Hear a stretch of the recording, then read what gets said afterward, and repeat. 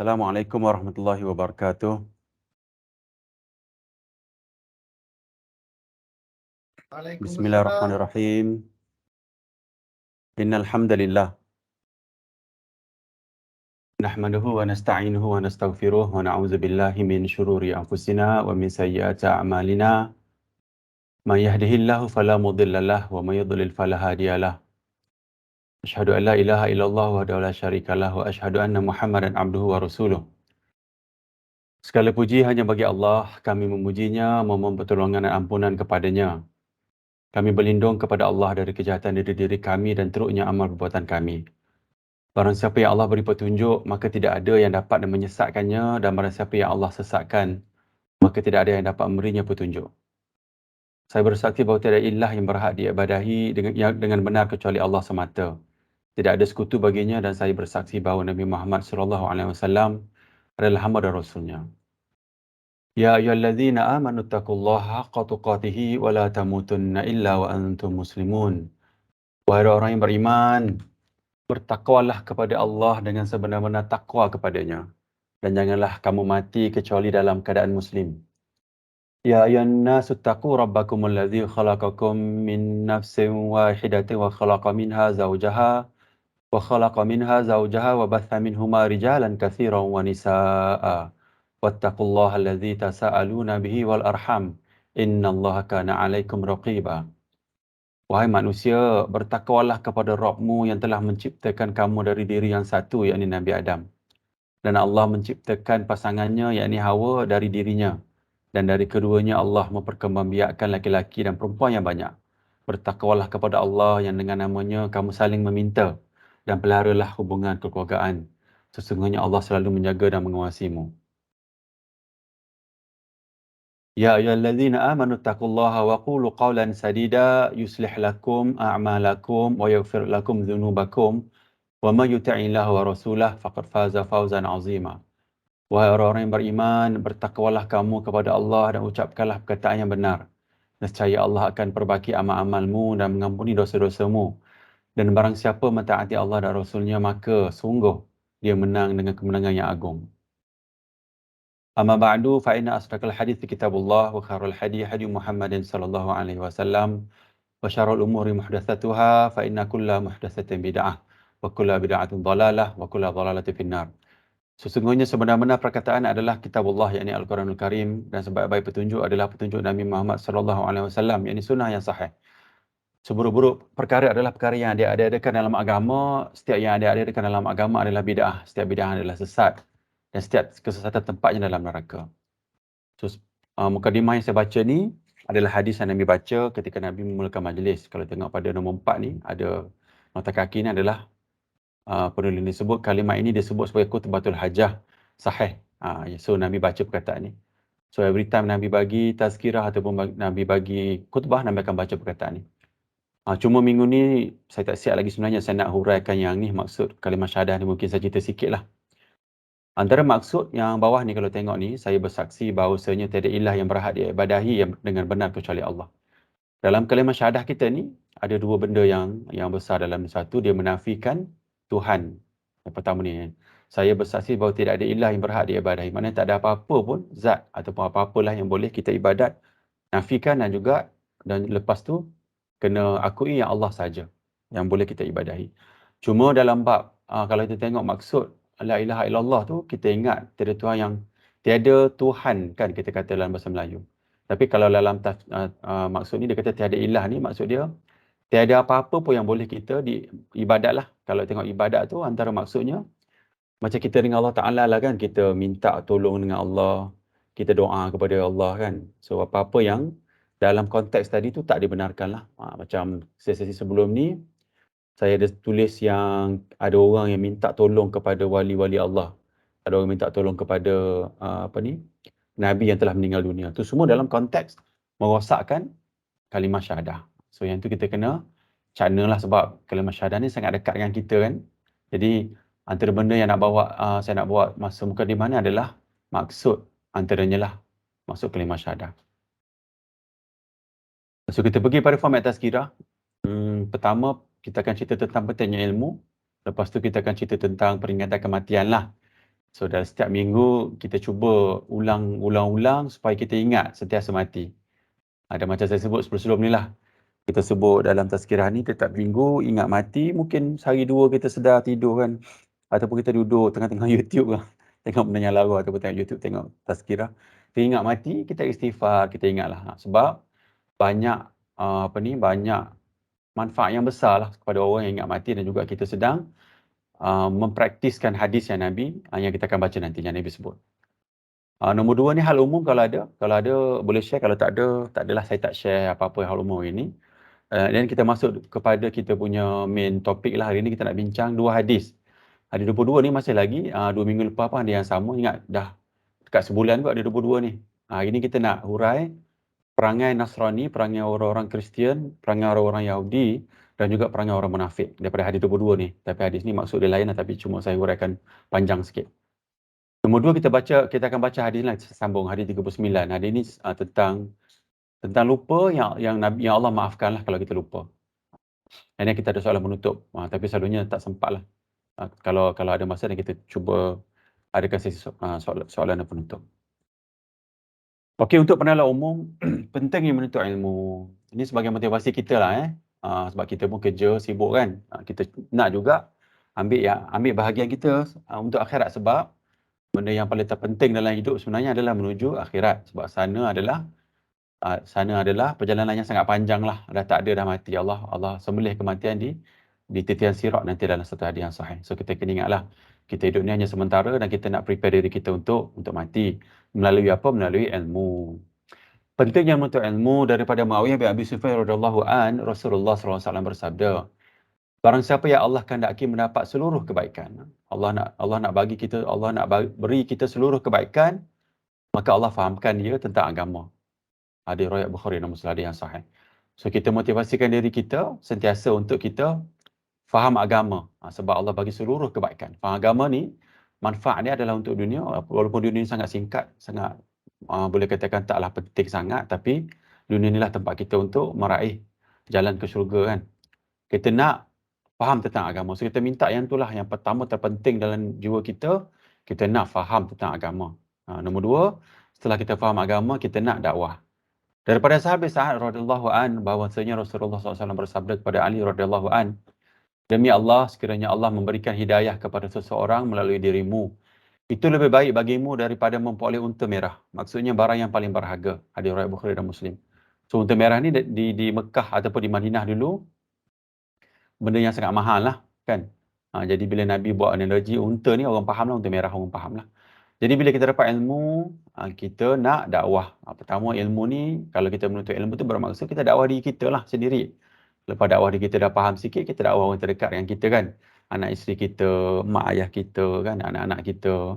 Lepas tu bagi ke kawan-kawan yang lain dakwah. Kita akan dapat pahala yang sangat besar, dan juga pahala yang sangat besar ni boleh bawa kepada kita selepas mati nanti. Sebab antara benda yang ilmu yang berguna tu boleh bawa bekal kita selepas mati. Nombor 3, kita baca ayat last sekali ni, surah Al-A'raf ni.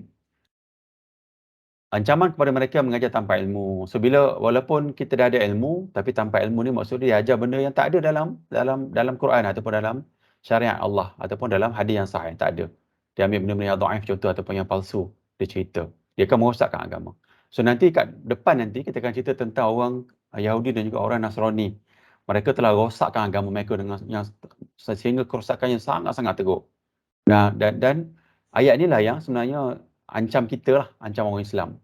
Dan kena ingatlah kenapa Allah rekodkan perangai Yahudi, Kristian tu, Yahudi, Kristian dan juga orang munafik dan juga orang mukmin lah kita dalam Quran, supaya kita lah ambil iktibar kan. Orang zaman dulu maknanya kalau orang Yahudi tu sebenarnya dia orang Islam. Orang Islam pada zaman Nabi Musa AS, lepas tu mereka dah sesat. Dan juga sama juga kita orang Islam di bawah syariat Rasulullah SAW. Selepas tu kita akan sesat. Dan memang macam tu keadaan dia akan berlaku pada agama Nabi Muhammad SAW. Dan telah berlaku kepada agama-agama langit yang lain. Seperti agama Yahudi dan juga agama Nasrani. So apa sempadan yang tak boleh kita langkah? Kita baca ayat last sekali lagi ni.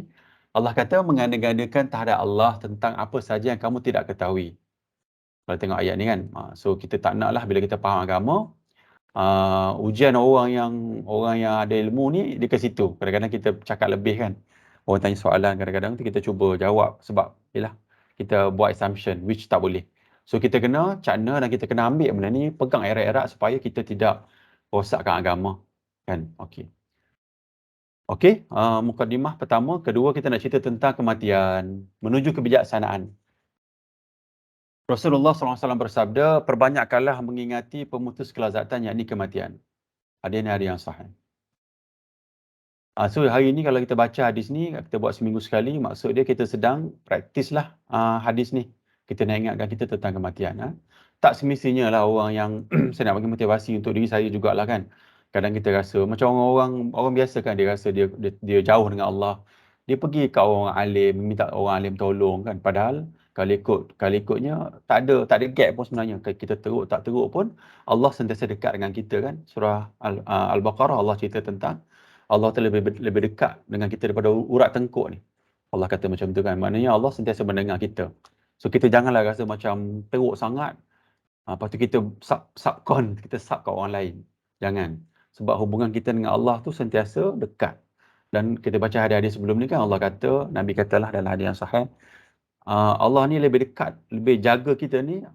Kalau baca tafsir bismillah pun, Bismillahirrahmanirrahim tu, Ar-Rahman Ar-Rahim tu maksud dia lebih dekat seolah-olah seperti di dalam kandungan mak kita, rahim mak kita. Bagaimana Allah jaga kita kan dalam kandungan mak kita tu. Mak kita jaga 9 bulan je kan. Ustaz saya ada bagi analogi, panjang sikit kat sini kan. Ustaz saya bagi analogi bagaimana mak kita jaga kita kan. Katalah contoh mak kita nak jatuh lah. Ada anak, ada baby kan. Mak bapak ni tak adalah. Bapak ni jauh lagi pun kita tengok isteri kita tak adalah kita. Tu sangat kan sebab isteri kita yang bawa kan anak tu dalam perut kan. So dia lebih rasa lah, sayang dia lebih lah. Cuma kalau katalah dia tergelincir jatuh sikit, apa yang dia protect dulu? Dia protect kandungan dia dulu, dia pegang kandungan dia dulu kan. So, bagaimana mana lebih lah Allah Taala kepada kita. Cuma kita ni biasalah kan dah ada kan, sebab dengan kita ni dah ada contohnya boleh bernafas, boleh berjalan, kita tak nampaklah tu sebagai nikmat kan. Ustaz saya pun sebut bagi contoh dalam surah Al-Baqarah tu dia tafsir, dia kata Allah cerita tentang kapal di lautan sedang berlayar lah. Kadang asal kapal tu sebenarnya tenggelam. Allah yang timbulkan. Maksud dia macam tu.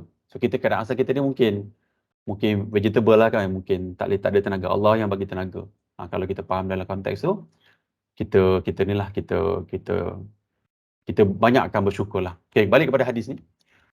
So Nabi SAW bersabda, perbanyakkan mengingati pemutus kelazatan, yakni kematian. So ini kita nak ingat mati seminggu sekali. Nombor 2, daripada Ibnu Umar radhiyallahu an, ia berkata, saya pernah bersama Rasulullah SAW.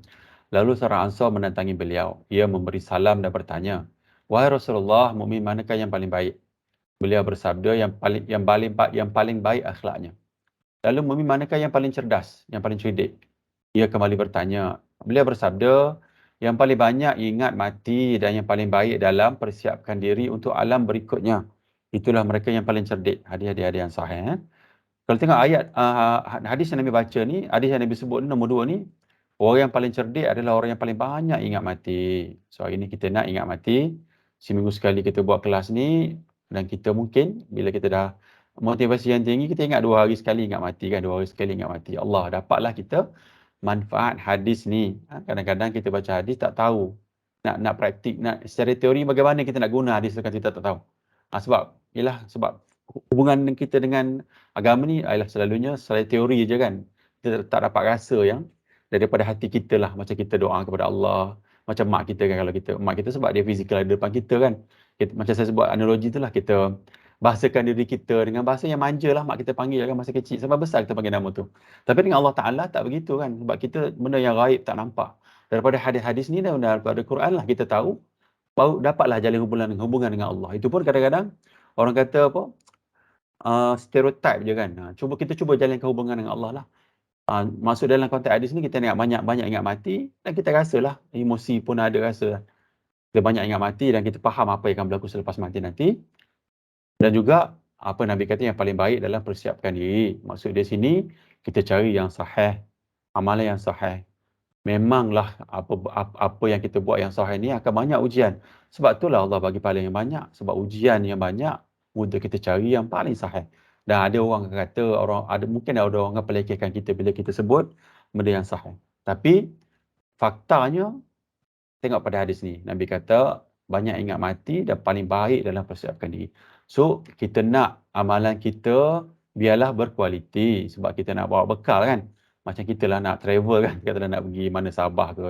Ada yang pergi overseas. Tiba-tiba kita bawa bag tu, rupanya alamak, bawa Maggi apa semua. Kita tengok Maggi dah expired. Hayya kan. Yang tak baik lah. Maksud dia nak ingat kan nak makan rendang. Semua tu pergi Jepun kan nak makan rendang. Kat sana kan Maggi lah, Maggi kari kan. Sesejuk, sedap kan. Tengok sampai sana, alamak dah expired ataupun dah apa? Dah tak elok dah. So nak makan macam mana? So sama juga analogi ni. Kita nak bawa, kita berusaha di dunia ni, cari yang paling baik, yang paling sah. Okey, ini perjalanan kita. Kita berada di sini dan confirm kita akan mati. Perjalanan yang panjang ni. Dan kita nak ke syurga insyaAllah. Kita nak ke syurga, saya tak urai panjang lah. So harapannya dengan mukadimah ada 3 slide ni, dapatlah kita ingati diri kita untuk hari kematian lah. Boleh jadi esok, boleh jadi lusa, boleh jadi 10 tahun lagi. Dan kita nak ke sini dan kita nak persiapkan diri kita dengan ilmu-ilmu yang kita cubalah bawa dalam sesi ni. Dan pertama tadi kalau tengok dalam mukadimah tadi pun kita kata Allah bagi kita faham agama kan. Kita nak yang paling tinggi, kita nak faham agama. Okey, hal umum kalau ada, mungkin saya pause dalam 2, 3, 5 saat ke kalau ada, terus masuklah. Kalau tak ada, kita pergi kepada hadis yang kita nak baca. Saya pause kejap.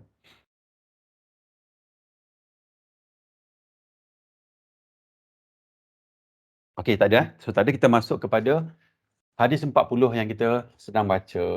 Okey, so sekarang ni kita ada 2 hadis kita nak baca hari ni. Hadis nombor 30, hadis 22 ni.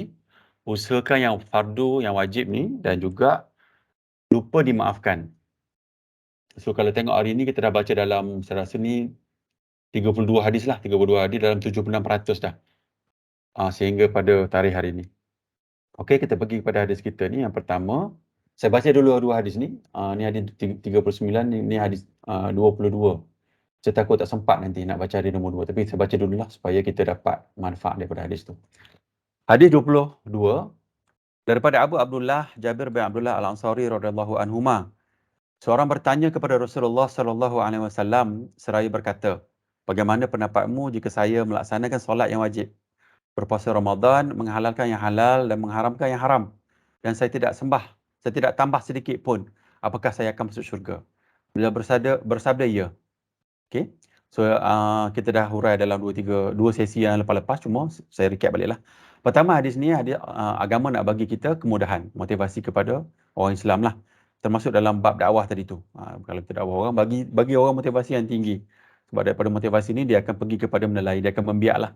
Dia sebagai catalyst lah, pemangkin untuk kita beramal kepada yang lain lah. Ketika iman tinggi, kita banyaklah beramal. Ketika rendah, kita akan kurang. Tapi sebagai pendakwah, kita cubalah macam kita nak dakwah isteri kita, anak kita. Jangan pergi kepada benda yang negatif dulu lah. Tak boleh. Kita cuba bagi positif dulu. Seperti mana hadis ni Nabi, bila orang sahabat ni bertanya, tengok seorang bertanya ni, tak ada nama pun kan. Nabi kata, ia masuk syurga. Dia kata nak buat yang wajib je. Kalau pada hadis ni kan, ia masuk syurga Nabi kata. So kalau tengok nombor 2 ni, laksanakan yang wajib, solat puasa, halalkan yang halal, haramkan yang haram, tak tambah sedikit, maknanya tak buat pun yang sunnah, masuk syurga. Dari sudut konsep, dari sudut teorinya, betul masuk syurga. Kalau dia buat semua ni. Okey, nak ceritanya besarnya rahmat Allah dan juga ni adalah prerequisite lah nak masuk syurga. Cuma kena ingatlah kenapa sesi ni ada perkataan apa ni, nak cerita tentang Yahudi Nasrani tu sebab laksanakan yang wajib ni, kalau tengok solat ni, dia berkisah tentang akidah yang banyak dalam tu. So hari ni saya nak cerita sikit tentang akidah kat sini lah. Tentang maksud surah Al-Fatihah. Nanti kita akan ceritalah ada 4 perangai tu. Kita pergi pada hadis, saya tak nak baca nantilah. Saya takut tak sempat. Hadis 39, ni kita urai sikit je. Daripada Ibn Abbas radhiyallahu anhuma, sesungguhnya Rasulullah sallallahu alaihi wasallam bersabda, "Sesungguhnya Allah Ta'ala memaafkan umatku kerana aku disebabkan beberapa hal. Kesalahan, lupa dan segala sesuatu yang dipaksa."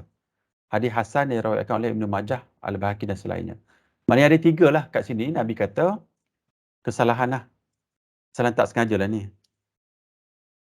Maknanya 3 benda ni kalau kita orang Islam lah, kalau kita buat memang tak ada dosa lah. Satu, tak sengaja pun ataupun kita tak tahu hukum tu, kita ijtihad je. mana tahu kan satu hari nanti tiba-tiba kita pergi maybe tak tahulah overseas ataupun maybe kita seorang je ada ataupun 2 orang je ada, tak tahu ini hukum ni macam mana. Tak, kita tak ada ilmu pun. Tapi kita buat benda tu kan. Rupa-rupanya tak boleh rupanya. Tak sengaja dah, tak salah lah, tak berdosa lah. Nombor 2 lupa. Lupa ni saya buat contoh ni, bangun pagi. Weekend kan, bangun pagi pukul 10 pagi kan. Lupa solat subuh kan. Terus bangun solat je. Dimaafkan. Ni antara hadis yang besar maksud dia, makna dia ataupun kegunaan dia dalam fiqh kita. Fiqh agama Islam kita lah, senang. Bila lupa dan dimaafkan. Nombor 3 ni, saya letak kat sini, kita dah baca hadis yang sebelum ni kan, agama ni mudah kan, dalam 2 minggu lepas boleh tengok video lah. Kalau tengok ni kan mudah agama ni. So dia beri satu macam parallel lah dengan apa yang Nabi sebut. Nabi kata adin yusra, agama ni mudah. Tengok pada sini, kalaulah kesalahan tak sengaja dimaafkan kan. Lupa tidak berdosa, dipaksa tidak berdosa. Macam saya buat contoh yang ada orang ni, orang yang maybe dia tak tahulah ilmu tu, mungkin zaman dulu kan dia takut kena tak cicak ke bila dia ambil wuduk kan, dia bersungguh-sungguh pakai slipper untuk solat pun ada kan. Mungkin orang lain tak ada pengalaman, tapi saya pernah tengok lah. Dia siap letak macam perjalanan nak ke tempat solat dia tu, siap macam ada batu-bata untuk dia pijak. Maknanya takut sangat kena najis. Tapi sebenarnya tak begitulah. Kalau dia jalan-jalan tiba kena najis kan, dimaafkanlah. Dia solat, lepas solat nampak najis tu, dimaafkanlah. Maksud dia macam tu. So ini intisari intipati hadis ni. Nanti kita akan huraikan lagi dekat belakang nanti kalau sempat. So hadis yang kita nak baca hari ni ada 2 hadis ni. Cuma saya nak sambung lagi hadis yang kita baca daripada minggu lepas. Hadis ni lah. Hadis ni dalam konteks ni. So hadis ni saya nak kita expandkan maksud solat ni. Tadi kan sahabat tu tanya, kalau dibuat benda yang wajib kan, solat puasa tu adakah dia masuk syurga? Nabi kata ya. Jadi saya nak tengok yang solat ni kadang-kadang kita terlepas pandang lah. Solat ni jadi orang kata jadi rutin harian je dah, tak faham maksud dia kan. Jadi kita tak nak lah, biar kita hurai sikit. Dalam solat ni ada surah Al-Fatihah yang kita baca. So, surah Al-Fatihah ni kalau tengok ayat ke-7 ni, Allah sebut ni siratal ladzina an'amta alaihim ghairil maghdubi alaihim waladdallin ni, iaitu jalan orang-orang yang engkau telah kurniakan nikmat kepada mereka. Yang kita nak hurai ni yang kat bawah ni. Bukan jalan orang-orang yang engkau telah murkai dan bukan jalan orang yang sesat. So 2 ni bermaksud pertama tu Yahudi, kedua adalah Kristian. So hari ni kita nak cerita tentang 3 lah munafik, tapi munafik tu dalam surah Al-Baqarah Yahudi, Kristian dan munafik. 2 minggu lepas kita dah hurai tentang musyrikin Mekah. So boleh tengoklah dalam video 2 minggu lepas tentang musyrikin Mekah. Hari ni kita nak cerita tentang 3 sifat-sifat ni. Cuma bila kita pergi dalam bab-bab baca munafik ni, memang semua orang terkena sikit lah kan. Samalah sebab ni adalah orang Islam yang ada perangai munafik. So nanti maksud saya macam ni lah. Maksud saya kita ni memang orang yang melakukan kesilapan pun. So kalaulah ada sahabat-sahabat dalam ni rasa terasa ke apa kan, saya pun terasa. Sebab kita baca hadis nanti, saya pun terkena juga. Macam tu lah. Maksud dia sesi yang akan datang tu janganlah, kalau ada masa datanglah, maksud dia macam tu. Nanti kan dah terasa kecil hati. Kita buat ni bukanlah kita nak tuju kepada sesiapa, tak. Ini adalah untuk nasihat kan, adinun nasihat untuk diri kita jugalah, untuk kebaikan kita. Okey, daripada carta ni saya dah buat 2 minggu lepas kan, yang kita cerita tentang musyrikin Mekah ni. Dia dekat sini kan, daripada agama Nabi Ismail, agama Nabi Ibrahim ni sampai ke Nabi Muhammad ni. Saya nak mapkan kepada perangai-perangai ni, Yahudi, Kristian juga munafik. Kalau tengok perangai Yahudi ni, Yahudi ni sebenarnya perkataan ni adalah perkataan yang mulia sebenarnya. Dia adalah nama kepada Nabi Yaakob. Nama Israel lah, Nabi Yaakob nama dia. Cuma hari ni kita refer Yahudi ni orang yang itulah yang Zionis tu kan, yang kita refer kat situ. Cuma bila agama di zaman Nabi Musa ni, bila Nabi Musa dah tak ada, ke bawah ni, even masa ada Nabi pun, kalau kita tengok dalam surah Yasin kan, saya tak pasti yang surah Yasin tu cerita tentang Nabi pada zaman ni ke tak. Cuma Nabi, Allah kata rekod dalam surah Yasin tu, Allah bagi 2 orang Nabi di tempat tu, dan Allah bagi orang yang bukan Nabi, 3 mereka bunuh. Mana teruk lah. Dan perangai tu memang perangai orang Yahudi. Yahudi kalau ke bawah ni memang perangai dia sangat-sangat teruk. Dia suka bunuh Nabi, dia suka bantah Nabi.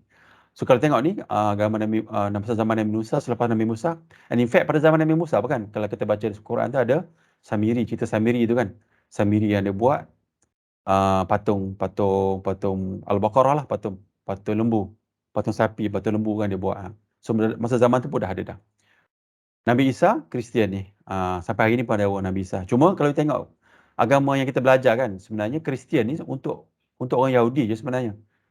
Sehingga Nabi Muhammad ni lahir dilantik menjadi Rasulullah kan. Agama Islam ni untuk semua orang lah. Kalau tengok Nabi yang Kristian ni pun dia dah tak ambil syariat dia. Sepatutnya agama selepas untuk Nabi Isa ni sebenarnya untuk orang Yahudi je. Tapi hari ni non-Jew pun ambil agama ni semua ni kan. Kalau tengok sini agama ni rosak sebab ikut ahli agama bertertulilah. Yang ni sombong dan remehkan orang lain. Yang munafik ni dalam dua muka itu yang core dia punya perangai. Nanti akan ada hadis yang kita akan bacalah. So nampak kat sini kita nampak agama Nabi Muhammad dan agama kita ni, masalah kita ni adalah ada dua lah yang besar. Munafik dan juga musyrikin Mekah. Perangai munafik dan perangai musyrikin Mekah. Tetapi dalam Quran Allah cerita juga tentang orang Yahudi perangai dia dan juga orang Kristian. Maksud dia kita ni sebenarnya ada 4 perangai yang memang akan tumpu kepada kita. So perangai-perangai ni kita nak urailah supaya kita faham. Bila kita tengok ataupun kita buat, kita berakhlak, macam-macam akhlak kita buat tu, kita tengok alamak ini perangai orang Yahudi. Alamak Allah larang dalam Quran ni. Macam tu lah. Macam mana kita nak praktik, saya nak gunakan ilmu yang kita belajar kan. Ataupun kita buat something, aku ni ikut mutatuli orang agama ni. Hadis kata dhaif. Macam mana saya ikut ustaz tu? Contohlah. Dia yang mengajar yang sahih pun ustaz juga kan. Sama jugalah. So maknanya kita kata, ini perangai orang Kristian ni. Lama-lama rosak ni, saya kena berubah. Contoh. Nombor 3, musyrikin Mekah ni kan. Dia ambil je amalan nenek moyang ataupun agak-agak je kan, sebab dia orang tak ada kitab, tak ada apa. Agak-agak je sebab dah jadi amalan kebiasaan, adat. Kita pun ambil je. Dan itu jadi satu benda yang besar, kita tak mau ikut lah.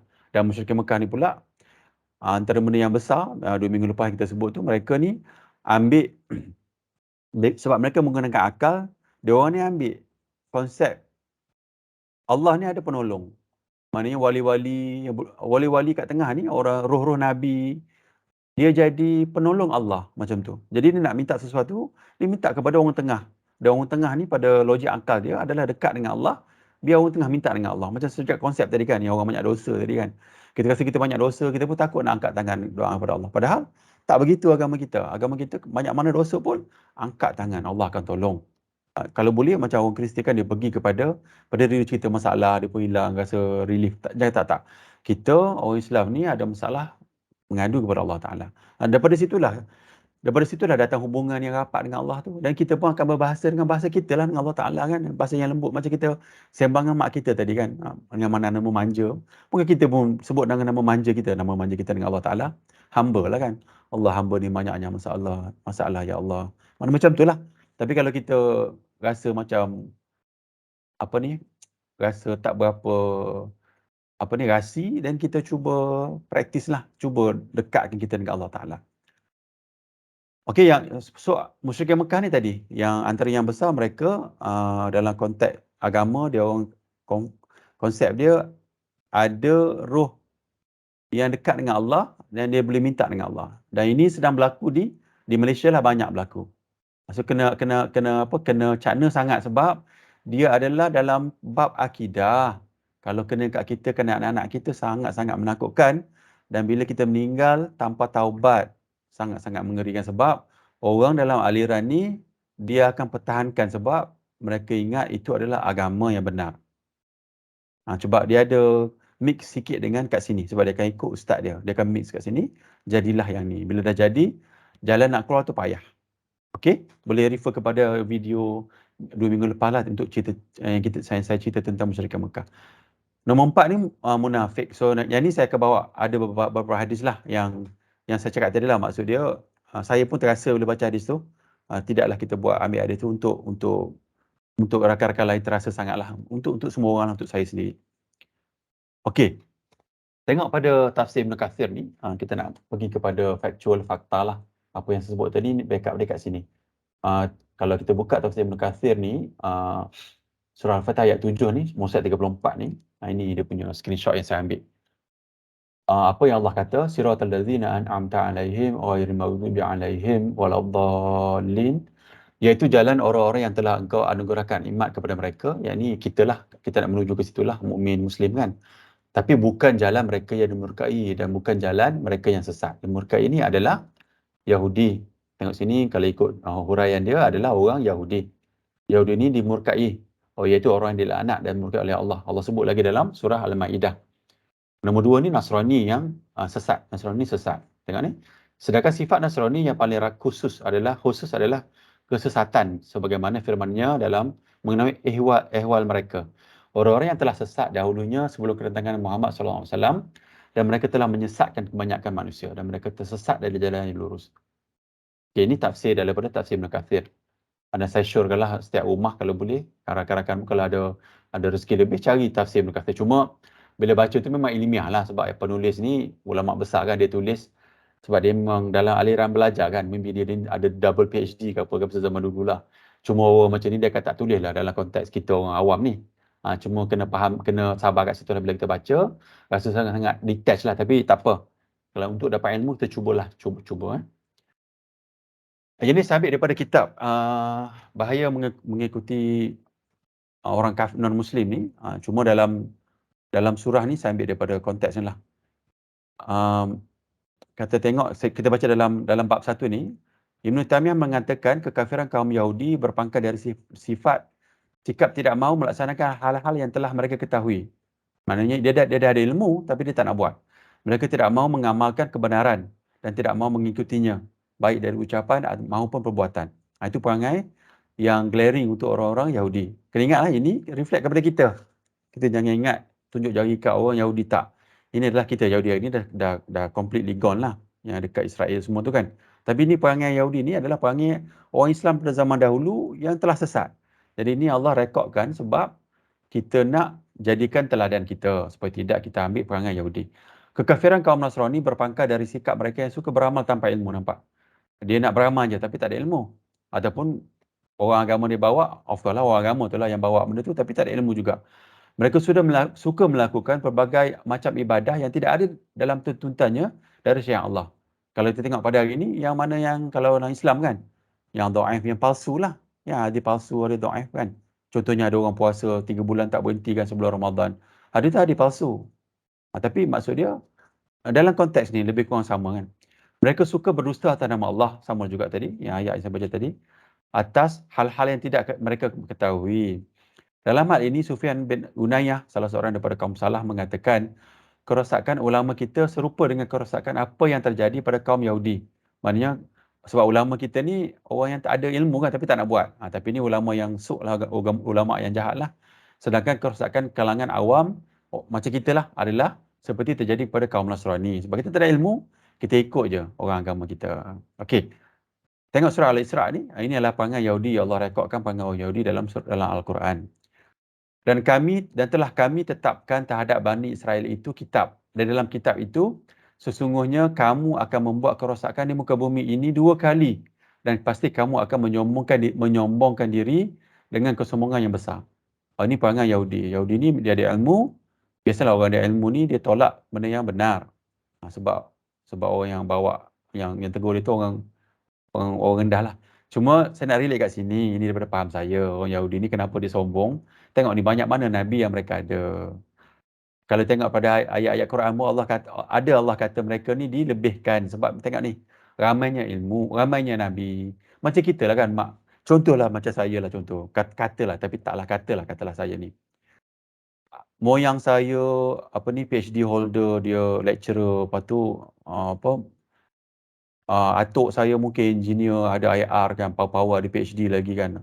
Lepas tu mak saya mungkin PhD holder mana-mana lah, engineering apa lagi power kan. Takkan anak dia biasa-biasa kan. Sebab katalah sepupu sepapak semua yang hebat-hebat ni semua di kalangan ahli-ahli ilmu, mestilah budaya tu dah terbawa sendiri kepada saya kan. Contohlah, cerdiklah jugalah pada certain level kan, pergi sekolah, mungkin apa yang di sekolah ajar tu kita rasa macam ni dah level lain dah kita kan, sebab di kalangan kita memang dah cerdik-cerdik dah kan. Cuma sama juga kat sini tengok ni, bila Nabi banyak dan Nabi bawa ilmu daripada Allah Ta'ala. Maknanya puncak kecerdikan. Kita tengok ni, macam contoh Al-Quran kan. Quran, kitab Taurat, kitab Zabur tu adalah puncak kecerdikan. Tak ada lebih cerdik, tak ada benda yang ilmiah lebih hebat daripada kitab-kitab Allah tu. Dan dia ajar kepada Nabi-Nabi ni, dan Nabi ni ajar pada umat-umat mereka.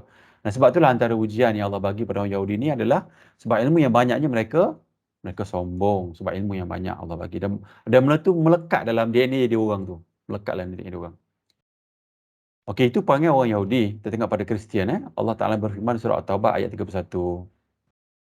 Mereka telah menjadikan para pendeta dan pastor-pastor mereka, ustaz-ustaz mereka lah ni, ustaz-ustaz mereka sebagai Tuhan selain Allah.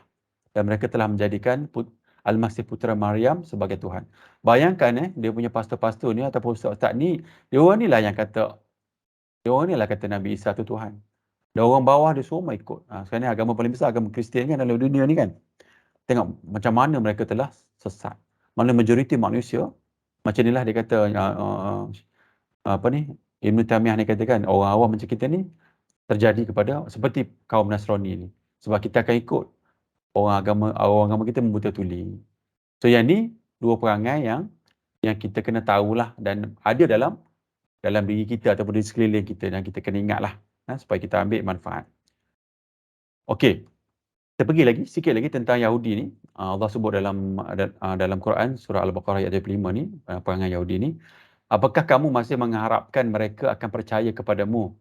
Padahal segolongan dari mereka mendengar firman Allah, lalu mereka mengubahnya. Nampak? Perangai Yahudi ni, satu, dia ubah ayat-ayat Allah. Setelah mereka memahami dan sedang mereka mengetahui. Dia orang ubah walaupun dia tahu maksudnya. Ini ingat senak relate dengan yang kita punya mukadimah tadi kan, yang saya kata, mengandang-andangkan tak ada Allah, apa sahaja yang tidak kamu ketahui. Sama juga yang ni. So orang Yahudi ni antara benda yang glaring, mereka ni tahu hukum hakam tu tapi dia ubah juga. Tapi ni kena ingat dia reflect kepada kita yang orang ada ilmu. Ni orang ada ilmu macam orang dah apa dipanggil, macam lah bagi tazkirah, orang buat refer pada kita. Kadang-kadang kita ada hujan yang banyak. Kemudian Nasrani ni, ini surah Al-Maidah ayat 14-15. Dan di antara orang-orang yang mengatakan sesungguhnya kami orang-orang Nasrani, ada yang telah kami ambil perjanjian mereka tetapi mereka sengaja melupakan sebahagian dari apa yang mereka telah diberi peringatan dengannya. Sampai situlah saya baca. Maksud dia memang dia ubah. Dia ubah juga. Ataupun dia tak ubah. Dia ambil separuh-separuh. Tengok orang Kristian hari ni kan. Dalam kitab dia, babi tu haram. Arak tu haram. Tapi mereka masih makan je. Kalau tengok dalam YouTube, orang Mak Saleh semua kan, dia akan sebut arak. Kadang-kadang dia rasa macam guilty. Dia rasa macam guilty dia sebut. Tapi dia gelak-gelak kan.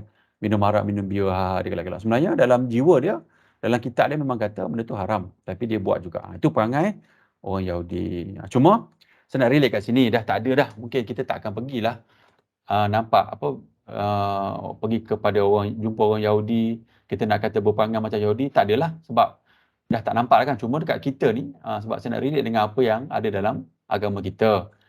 Kalau tengok sini, agama langit lain telah diubah kitab asalnya, tapi Quran terjaga. Ada lain pula kan. So, kalau ikut pada kitab-kitab sebelum ni, semua ni telah diubah, tapi kita terjaga. Yang merosakkan umat Islam bukan melalui Al-Quran, sebab dia dijaga oleh Allah. Ianya diubah melalui jalan yang bukan daripada sahabat Nabi. Kena ingat, saya ada bagi tahu hadis yang ada 73 jalan tu, dan sahabat bertanya kepada Rasulullah, 72 dalam neraka, 1 dalam syurga. Nabi sahabat bertanya, 1 dalam syurga tu, wahai Rasulullah, apakah jalan tu? Nabi kata jalan para sahabat. So kalau jalan para sahabat ni sebenarnya adalah melalui hadis lah. Kalau tengok sini. So apa-apa yang berita yang datang daripada Nabi, mesti melalui sahabat. So sahabat ni adalah benteng kepada kita. So kalau tengok pada faham saya kan, yang merosakkan agama kita sekarang ni kat sini. Tapi perangai tu dia akan bawa seperti perangai orang Yahudi dengan orang Kristian ni kepada kita. So kerosakan agama melalui kaedah yang rosak lah. Kerosakan orang agama lah. Yang ni bukan jalan sahabat Nabi. So kita nak, untuk orang Islam lah, untuk kita lah, kita nak bawa agama kita melalui hadis yang sahih tadilah daripada sahabat. Sebab hadis yang dhaif palsu ni kadang-kadang memang confirm dia akan quote nama sahabat, tapi mereka menipu. Okey. Ini secara umum untuk orang Kristian Nasrani ni, kalau tengok ni, Nabi memang tak nak kita ikut langsung perangai dia orang ni. Tengok kita baca hadis ni. Nabi kata barang siapa yang menurut satu kaum, maka dia adalah bahagian dari mereka. Ini Nabi refer kepada Kristian Nasrani lah. Nabi kata, daripada Abu Hurairah radhiyallahu an, ia berkata bahawasanya Rasulullah SAW bersabda, potonglah misai kalian, potong misai dan peliharalah janggut kalian. Berbezalah dengan golongan Majusi. Orang Majusi ni orang yang sembah api. Jangan ikut orang kafir. Nabi kata, bezakan. Kalau tengok orang kafir, kalau kita hari ni, untuk saya sendiri, ni nasihat untuk saya sendiri, kita tengok orang kafir pakai smart macam tu, kita nak ikut sekali kan. Tapi Islam ni berbeza, dia tak nak ada sedikit pun persamaan. Sebab mereka telah bermusuhan dengan Allah Ta'ala. Itu paling besar kan. Dia memusuhi Tuhan kita. Dan mereka ni telah sebut, Allah ada anak kan. Allah marah sangat kan. Takkan kita tak nak marah. Orang kata buruk kepada orang yang paling kita sayang kan. Contoh kita, mak kita, ayah kita. Tiba-tiba orang tuduh mak ayah kita kan. Benda-benda yang bukan-bukan. Orang kata ayah kita tak tahulah perompak ke, pencuri ke kan, penzina ke, tak apa-apalah. Kita kata tak, mesti kita marah. Sama juga dengan Allah, apa lagi Allah Ta'ala. Dan juga orang kafir ni, sebab tu Nabi, dia nak berbeza dengan orang kafir. Kita lah kalau boleh, kita berbezalah dengan orang kafir. Dan kawan-kawan yang lagi tu, potonglah misai, panjangkan sikit janggut tu lah, contohlah untuk orang Islam. Satu lagi, sungguh kalian akan mengikuti jejak umat-umat terdahulu sebelum kalian, sejengkal demi sejengkal, sehingga kalau mereka masuk ke lubang biawak, nescaya kalian pun akan masuk ke dalamnya. Hadis riwayat Bukhari dan Muslim. Ini nak ceritanya, orang kafir buat apa saja kita ikut. Hari tu pun saya ada post kat dalam FB tu. Itu sebenarnya sebab saya pergi breakfast dengan orang rumah saya, pergi satu kedai ni dekat kampung. Tiba datang orang bawa basikal perempuan pakai ketan. Tu yang rasa macam berasap je kan. Tu saya tulis hadis tu. Hadis tu dah hadis ni. Dia kata masuk lubang biawak. Dia akan ikut je. Regardless dia buat juga. Jadi kita tak nak lah, kita sebagai orang Muslim dan juga tak Muslim pun kan, tak appropriate lah wanita pakai ketat-ketat kan duduk tempat kampung. Dan saya lihat orang tua pun minum kat situ. Dan saya tengok orang tua pun tengok lah tendensi orang lelaki. Saya sendiri pun akan tengok kan. Which is tak bagus sangat lah. So kita tak nak lah begitu. Kita nak berbezalah dengan perangai tadi. Sebab Allah Ta'ala yang syariatkan untuk macam tu. Okey. Harapannya perangai Yahudi dan juga Kristian ni dapatlah masuk sikit kan. Boleh faham sikit lah. Last sebelum kita habis masa ni, kita cerita tentang munafik. Munafik ni kita baca hadis dia lah. Sebab munafik ni munafik ni kena kat saya jugalah sama. Sebab kita memang direct kena kat kita. Sebab kita tak sempurna lah. Kita cuba untuk ambil iktibar daripada hadis yang kita akan baca nanti insyaAllah. Munafik ni ada dua. Pertama, munafik i'tiqad, keyakinan. Contoh dia, yang ni boleh pergi kepada kufur lah. Yang boleh jadikan orang tu kafir. Contohnya ni saya buat contoh. Saya letak dalam ni FB saya tu, saya tulis. Pertama dia mendustakan Rasul atau mendustakan sebahagian syariat yang dibawa oleh Nabi, atau benci Nabi, atau benci dengan ajaran yang dibawanya, atau merasa senang dengan kemunduran agama Nabi, agama Rasul, dan tak senang dengan kemenangan agamanya. Contohnya kalau Nabi baca hadis tadi kan, potonglah janggut, kita macam tak cantik, tak handsome lah, buruk lah kan contoh. Padahal Nabi suruh panjangkan janggut, potong misai kan, contoh sebab contoh ni lah. Kita benci, jangan benci. Sebab kalau benci boleh masuk ke dalam sifat munafik yang besar ni, yang boleh pergi kepada kufur. Itu sangat bahayalah. Benda-benda yang Nabi bawa, sebab dulu saya ingat, ini pengalaman saya lah, ada juga yang kita terlepas cakapkan, sebab kadang-kadang yang berjanggut ni dia, sebab kita nampak depan mata kita kan, ada orang maybe dia berjanggut tapi dia bawa aliran tertentu. Aliran yang sesat lah. Dulu ingat, boleh sebut kan kerajaan Malaysia dah fatwakan, dululah arkam tu haram kan, sebab ada masalah dengan akidah. Tetapi orang arkam zaman dulu ni, saya pengalaman saya lah, dia kan pakai jubah dengan janggut semua kan. So kadang-kadang saya terdengar jugalah ada orang sebut, dia jadi macam benci pula kepada janggut. Sebab dia associate dengan, sebenarnya dia benci kepada orang yang berakidah teruk tu kan. Tapi dia nampak perwatakan pakaian macam tu, dia jadi macam tak suka pada janggut. Tapi janggut Nabi suruh. Kadang-kadang kita rosak kat situ lah. Ada orang yang dia macam talbis iblis lah. Iblis ni menampakkan benda yang nampak cantik, tapi dalam kat belakang dia adalah benda yang bermasalah lah. Dalam kes yang arkam tadi, dia akidah dia rosak. Cuma kalau kita benci benda yang bawa ni, boleh pergi kepada sini. Dan ada pun orang Islam yang perangai macam ni. Kan dia tengok, tak tahulah agama tengah meningkat kan, dia akan jadi benci. Sebenarnya dia nampak benci kat orang, tapi dalam hati dia, Allah je lah tahu kan sebenarnya dia ada benda yang dia benci, yang boleh bawa ke sini. Jadi kita hati-hati supaya tidak masuk dalam munafik yang macam ni lah. Ini besar ni, kita tak maulah, insyaAllah. Nombor 2, munafik yang perangai. Ini yang penuh lah, banyak lah, saya pun banyak ni. Kemunafikan dalam bentuk amalan, nifak amali, yang kekufuran kecil, asghar, yang tidak mengeluarkan pelakunya dari agama. Akan tetapi ia merupakan pelanggaran dan dosa besar. Di antara nifak amali ialah, Nabi sebutlah, ada 4 sifat yang apabila terdapat pada diri kita lah, seseorang itu menjadi munafik tulen. Dan barang siapa yang memiliki salah satunya, berarti dia telah memiliki salah satu sifat lah, akhlak kemunafikan, sampai kita tinggalkan benda tu. Iaitu bila diberi kepercayaan, dia khianat. Bila dia berkata, dia berbohong. Bila dia bercakap, dia banyak menipu. Bila dia berjanji, dia mungkir. Dan bila berselisih, dia melampaui batasan. Ya. Jika dia beri amanat, dia khianat. Kita bagi duit untuk suruh beli ni, dia buat benda lain kan. Ataupun suruh jaga adik-beradik, suruh jaga orang ni sekejap, dia khianat benda tu. Ataupun kan ada perumpamaan kan, harap pegar makan padi kan. So benda ni adalah perangai orang munafik. Bagi amanat, dia khianat pada amanat yang dibagi, terutama dalam agama.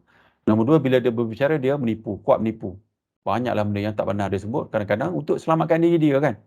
Macam-macam lah kan, dia menipu. Dan benda tu akan jadi tabiat kemudian hari. Dan dia termasuk dalam munafik ni, bahaya ni. Nombor 3, dia membuat perjanjian, dia tidak penuhi. Dia membuat perjanjian, dia tak penuhi. Macam contoh dia jual beli kan. Dah confirm, tengok dia jual kat orang lain contoh. Itu antara sifat munafik. Dah janji, tak penuhi. Cuma yang dengan kita, sama lah kita, saya sebut je, sebab nanti tak sampaikan pula kan. Macam contoh kita menepati masa, antara benda yang paling besar kan. Kita dah janji pukul, ini perangai kita lah orang Melayu, termasuk saya jugalah. Kita kata pukul 9, kita datang 9.30. Termasuk dalam sifat munafik sebenarnya. Sebab kita janji, tapi kita tak penuhi. Dan kita sedang menzalimi kawan yang lain lah. Itu adalah contoh yang besar yang saya nampak berlaku, termasuk saya sendirilah dengan rakan-rakan yang lain. So, kalau boleh kita dah tahu dah sifat munafik ni, kita cuba perbaikilah. Dan kita tak maulah sifat munafik ni. Kita biarlah punctual macam orang Jepun kan. 9:45 dah ada cik. Nombor 4 ni, jika berselisih, dia berbuat zalim. Berselisih maksud dia berbuat zalim ni, perangai dia jadi havoc, jadi melampaui batasan. Tak setara dengan masalah yang dia sedang hadapi. Macam tu dia jadi psycho sikit lah. So kita kena ingat lah, 4 ni sebenarnya Nabi sebut, dia rangkum kepada sifat munafik. Ini dari sudut perangai. Kita tengok dari sudut dalam agama pula. Ini boleh baca, ada banyak yang saya ambil. Ini surah-surah yang Allah rekod tentang orang munafik. Boleh baca nanti dalam PDF yang saya dah post tu, boleh tengok Banyak ni munafik ni. Ambil satu contoh lah, ambil mana, nombor ni lah, An-Nisa ni kan. Dan apabila dikatakan kepada mereka, marilah berhakim kepada hukum Allah yang telah diturunkan oleh Allah dan kepada hukum Rasulullah, nescaya engkau melihat orang-orang munafik itu berpaling serta menghalang manusia dengan bersungguh-sungguh daripada menghampirimu. Kan ni contoh lah. Sebab contoh lah kan. Katalah kita kata ini dhaif, ini palsu kan. Bersungguh-sungguh dia duduk bantah. Tak apa, boleh. Ini orang kata boleh. Ini haram buat ni sebab dalam hadis palsu contohlah. Orang tu duduk bantah kita. Takkah tu termasuk dalam konteks ayat ni? Sepatutnya kita ikut yang sahih lah kan. Tapi nampak sangat bersungguh-sungguh nak halang. Nak buat juga benda yang palsu tu kan contoh. Sebagai contoh So kita kena ingat lah. Benda-benda macam ni Allah sebut dalam Quran banyak. Boleh baca. Ni saya 8 minit ni, saya ambil beberapa screenshot ni, poster-poster ni, sebelum kita tutup kita punya sesi. Ada 8 minit lagi So saya bacalah, ambil daripada poster-poster kat internet ni Tanda munafik. Yang ini pun sama juga. Saya pun terasa maksimum. Saya cuba akan berubah insya-Allah. Dan harapannya rakan-rakan lain cubalah untuk berubah, sebab kita ni kita adalah manusia biasa yang memang akan banyak salah silap lah. 6 tanda kemunafikan dalam solat. Ini daripada Ibn Qayyim Al-Jauziyah. Dia berkata, pertama malas. Malas ketika bangkit melaksanakannya. Maknanya azan kan, patutnya pergi surau lah kan. Azan, Allah malas tidur dulu. 6.30 baru solat. 6.30 baru solat subuh Nombor 2, riak. Ketika mengerjakannya riak, nak tunjuk lah. Nombor 3, menunda. Tunda asar pukul 4.10 sekarang ni. Asar pukul 4.10, 4 suku. Pukul 4 baru pergi lah. Itu antara tanda kita munafik. So kita cuba ubahlah. Benda ni berlaku pun, kita cuba ubah insya-Allah. Nombor 4, terlalu cepat. Laju je kan. Sebab memang tahu, memang baca hadis yang kata Nabi kadang-kadang baca satu je subhanallah, Rabbighfirli contoh masa duduk kan, Rabbighfirli, harapannya nak buat sunnah lah kan padahal nak laju niat sebenar kan. Sepatutnya kita baca benda tu, maknanya Nabi ni sebenarnya dalam sunnah yang sahih, kita baca banyak bacaan lah. Antara duduk antara sujud tu antaranya bacaan dia adalah macam sebut tadi, dan juga bacaan lain lah. Tapi kalau kita pun tahulah diri kita kan, memang kita kadang-kadang solat terlalu cepat. Nombor 5, sedikit menyebut atau mengingat Allah di dalamnya, dalam solat. Kita cepat-cepat, maknanya baca yang wajib-wajib je. Nombor 6, tidak buat jemaah, tidak pergi surau. So kita nak, so inilah antara sifat-sifat munafik dalam solat. So kita cubalah untuk ubah diri kita, sebab munafik ni memang directly related, kena dengan kita. Sebab kita orang Islam kan, memang ni sifat ni mungkin duduk dalam 70% daripada perangai kita. Yang 3 sifat yang lain tu, musyrikin Mekah, Yahudi dan Kristian tu mungkin 30%. Yang ni yang majoriti ada. So memang kena atas batang hidung kita lah. Solat berjamaah terhindar dari sifat munafik. Hadis ni hadis muttafaqun alaih, Bukhari dan Muslim. Nabi kata tidak ada suatu solat pun yang lebih berat dirasakan oleh orang-orang yang munafik. Itu daripada solat subuh dan isyak. Tapi andai kata mereka mengetahui betapa besarnya pahala kedua solat itu, nescayalah mereka akan mendatanginya sekalipun dengan berjalan, walaupun dengan berjalan merangkak ke tempat jamaahnya. Okay, boleh faham kan maksud dia? So ini untuk orang lelaki, perempuan, wanita tak perlu, wanita kena kat rumah dia lah, yang lebih afdal. So kita cubalah untuk ubah diri kita keluar daripada sifat munafik, dan kita cubalah pergi minimumnya solat subuh isyak berjamaah. Lepas tu kita dapat motivasi yang tinggi, kita akan pergi kepada solat-solat yang lain lah untuk berjamaah. Salah satu ciri orang munafik dalam Islam adalah lebih loyal kepada orang yang di luar Islam. Ini benda yang besar lah. Ini termasuk dengan yang pertama tadi, yang boleh pergi kepada munafik dari sudut kepercayaan tadi tu. Ini juga sifat munafik pada zaman Nabi, iaitu Abdullah bin Ubay bin Salul pada zaman Nabi dulu. Dia ni perangai macam ni. Dia lebih kepada orang di luar Islam. So kita kena ni lah. So ini pun ada dalam diri kita jugalah kan. Kita tengok orang kafir berpakaian ABC, kita cuba nak ikut kan. Orang macam ni kita cuba nak ikut, sebab kita nak berada di kalangan mereka yang memang kita kena groom otak kita ni kan. Memang dia orang ni memang lebih baik daripada kita. Kita tengah groom secara tak langsung lah, sebab memang macam tu kaedah kita. Cuma of course lah, benda-benda macam ni kita kena buat je lah, benda agama ni, sebab benda agama ni dia bukannya mainstream lah, dia duduk dekat belakang-belakang tu kan. Dua lagi sebelum kita habis ni. Antara tanda-tanda munafik ada 3 yang kita sebut tadi lah. Bila dia bercakap dia berbohong, dia berjanji dia mungkir, bila dia beri amanah dia khianati. Ini muttafaqun alaih juga. Yang hadis yang saya baca pertama tadi ada 4 kan. So ni Nabi sebut 3. Last sekali poster ni, Nabi kata sesungguhnya Rasulullah SAW bersabda, sesungguhnya solat yang paling berat bagi orang munafik adalah solat isyak dan solat subuh. Seandainya mereka tahu, ni sama yang tadi, seandainya mereka tahu keutamaan yang ada dalam kedua solat tersebut, tentu mereka akan mendatanginya walaupun dengan merangkak. Sungguh, saya bertekad untuk menyuruh orang yang melaksanakan solat. Lalu solat ditegakkan dan saya suruh ada yang mengimami orang-orang kali itu. Saya sendiri akan pergi bersama beberapa orang untuk membawa seikat kayu untuk membakar rumah orang yang tidak menghadiri solat jemaah. Maksud Nabi atasnya adalah orang yang solat isyak dan solat subuh ni berjamaah lah. Bila orang munafik ni, antara tanda zaman Nabi dulu adalah orang yang tak pergi solat di surau masjid. Dan Nabi kata kalau dia nak bakar rumah tu. So harapannya, orang yang munafik ke atas ni, dia bagi satu motivasi kepada kita dan kepahaman lah kat sini kan. Sebab ini memang banyak dalam diri kita lah kan. Surau masjid tak pergi, cakap pun kadang kita ada menipu pun kan. Jadi kita ambil lah iktibar 2 minit ya. Kita ambil iktibar, ambil pengajaran tentang perangai munafik ni supaya kita tak adalah. Yang lain-lain tu maksud dia Kristian dan Yahudi ni kita juga nak hindarkan juga. Cuma saya punya fokus banyakkannya saya tengok kalau orang tu nak kepada agama, isu dia sebenarnya banyak kat sini. Dekat sebab ini adalah pergi kepada akidah. Yang saya sebut tadi tu adalah masalah-masalah fiqh kan. Dia duduk bawah sikit. Yang ni yang besar ni, benda-benda yang i'tiqad yang merosakkan akidah tu sangat bahaya. Dan juga munafik tadilah yang pertama tadi. Cuma yang tu jaranglah berlaku kalau kita biasa dengan benda agama ni, dia jarang berlaku. Saya kata sampai kat sini saja. Tak ada soal jawab, ada seminit lagi. Saya akan baca tasbih kafarah. Subhanakallahumma wa bihamdika asyhadu an la ilaha illa anta astaghfiruka wa atubu ilaik. Maha suci Allah, wahai Allah, dengan memuji Allah, saya bersaksi bahawa tidak ada sembahan yang berhak disembah selain Allah. Saya meminta ampun kepada Allah dan saya bertaubat kepada Allah. Wassallallahu ala sayyidina Muhammadin wa ala alihi wasallam. Assalamualaikum warahmatullahi wabarakatuh. Waalaikumsalam.